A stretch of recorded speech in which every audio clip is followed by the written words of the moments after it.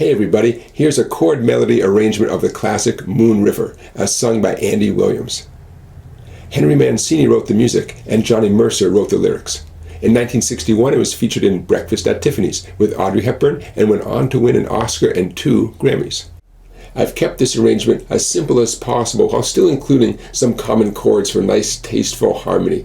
A PDF of this arrangement, as well as other PDFs and videos, are available at my website, www.song-bike.com. So head on over there and check them all out. I'll leave a link to my website in the description of this video. Don't forget to like and subscribe. And now let's get right down to it. First, I'll play the song for you, and then I'll give you a bunch of tips. Here we go. 1, 2, 3.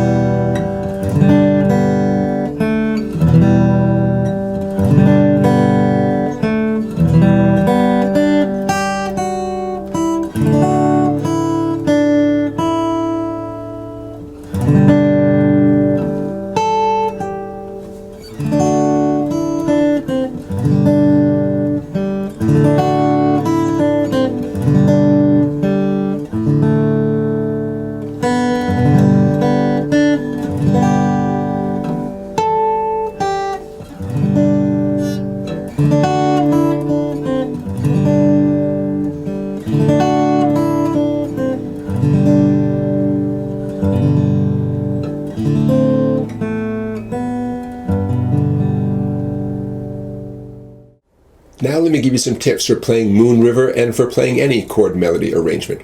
Let's start with your picking hand first. The most important thing about your picking hand, aside from general accuracy, is having a light touch. And nowhere is that more important than when you strum a chord as part of a chord melody arrangement. If you've strummed a lot of chords and you're playing, you may be relatively casual about strumming a chord down and up and not being too analytical, but we're about to change all of that. Okay. I'm going to use the first 2 measures of the PDF as an example here. I'm going to start with what I'm calling the G type 2. It's a G chord. I'm using my middle ring and pinky. My pinky is actually on the 2nd string, 3rd fret. Now don't get too hung up on the fingering at the moment, because what I really want to talk about is the right hand. We'll get back to this in a moment. Here's the idea. When you strum a chord as part of a chord melody arrangement, the harmony notes are on the heavier, fatter strings, and the melody note is the final string of that particular chord. In this case, you can see from the PDF, it's the 2nd B string, the 2nd string, 3rd fret. Now we want that note to pop out nice and loud. We don't want the harmony notes to overshadow that. So I'm strumming across 5 strings. But the way I'm going to get that melody note on the 2nd string to pop out is to hold the pick very loosely as I strum until I get to that 2nd string. And then I'm going to squeeze the pick a little bit tighter.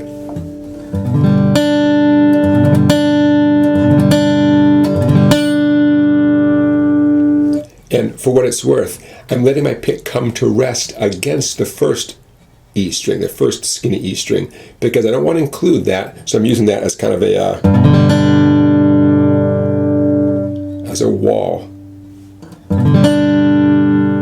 Okay, so I'll say it again. Hold the pick loosely as you strum any chord in this type of playing, but then squeeze it tighter when you get to the final note, which is going to be different depending on what the chord is that you're playing, right? But in this case, it's on the 2nd skinny string. What we're trying to avoid is this kind of sound. You might say, well, I'm strumming 5 strings like the PDF says. Yeah, but that's not good enough, okay? Because the harmony notes, again, have to be very quiet, and the melody note has to be substantially louder. Okay, so that's a very important thing for your picking hand. Now let's talk about your fretting hand. Fingering is really important in chord melody arrangements because you want to be as efficient as possible. In this case, and in a lot of songs, I use my middle and ring fingers, my 2nd and 3rd fingers, on the G chord over here on the bass strings. and I use my pinky, my fourth finger, wherever it needs to be, whether it's on the first string, third fret, or in this song sometimes it needs to be on the second string, third fret. Now this may not be a natural thing for many of you. I understand that. You may be accustomed to doing G with these three fingers, which sounds great, but sometimes it's not the most efficient way to come and go from a G chord. So I'm going to always encourage you to get good at both ways. The way that you probably have always done it, and I was the same way when I was a young guy. I played G this way. I didn't know there's another way of playing G. And then someone turned me on to doing G with this alternate fingering, which frees up your index finger. You have no finger smarter than your index finger. Now your index finger is available to do whatever it needs to do on the chord that's coming right after the G, or the melody note that's coming right after the G, or maybe what came before the G. Bottom line is you're going to see me playing G and G type 2, as it's referred to in the tablature here. You're going to see me doing it with this fingering, okay? All right, so in terms of your left hand, that's something I recommend for this arrangement for lots of things. Here's some other things to think about when you're playing Moon River and any chord melody arrangement. You never want the sound to stop. We don't want dead air, so to speak. And that means you want to hold on to the chord, or as much of the chord as you can, until you have to abandon the chord, or at least take off one of your fingers or something to get to the next melody note. So when I play the first two bars of the PDF here, I have my G type 2. Now I have to make a big jump up to 5 on the first string. But I'm going to keep the chord down as long as I can. In fact, if I'm careful, some of the open strings from my G chord are going to still be ringing. Hear that? Even as I reach up for those two melody notes on the first string. Bottom line is get as much sound as possible. I want you to think of the image of squeezing an orange and getting as much juice as possible out of that orange, okay? So bar number 3, I'm on a D chord.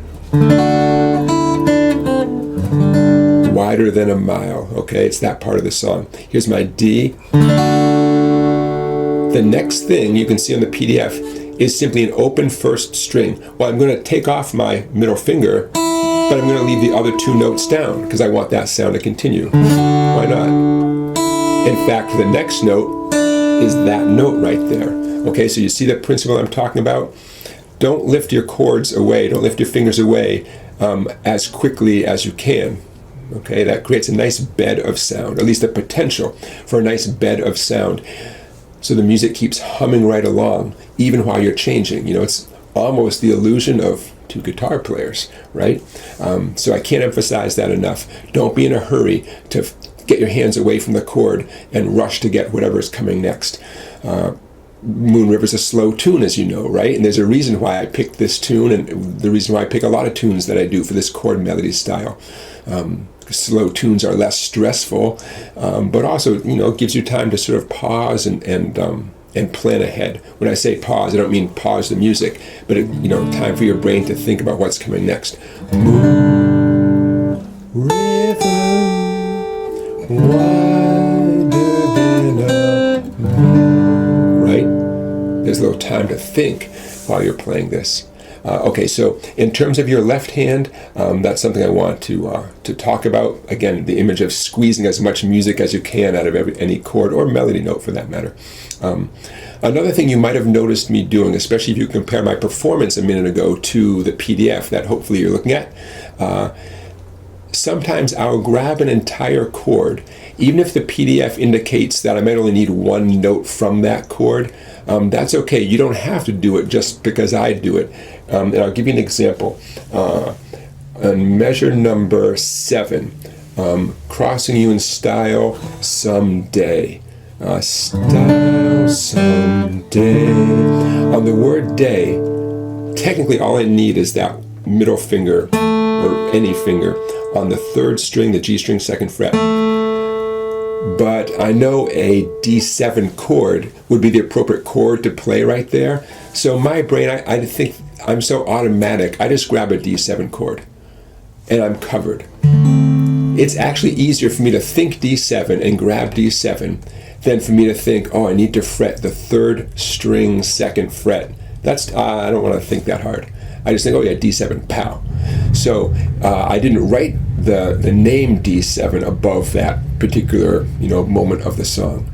But in case some of you have eagle eyes and you saw me grabbing something in excess to what was needed, that's how my brain works, and you might end up doing the same thing. Sometimes it just makes more sense. So just in case you noticed that, I thought I'd bring that up. Let me see. Anything else I want to talk to you about here? I think that about covers it. That same D7, measure 34 in the PDF, the second to last measure of the tune, where it says, river and me, the very end of the tune. Again, I'm grabbing a D7, even though I don't need that finger on the second fret of the first string. To me, it's just much easier just to grab it. And then, of course, I don't strum that note with my pick. I don't include that skinny first string, but I get there faster because it's such an automatic motion. And again, that doesn't mean you have to do it, but in case you noticed me doing it, that's my defense, so to speak. Okay, I know that was a lot of information, but I hope you found it helpful. Don't forget, you can find the PDF for my arrangement of Moon River and lots of other PDFs and videos at my website, www.song-bike.com. Link to that website will be in the description of this video. Thanks again for liking this video and subscribing to my YouTube channel. You can find me on social media. That information will be coming up in a second. And I look forward to seeing you again. Thanks for watching, everybody. Take care.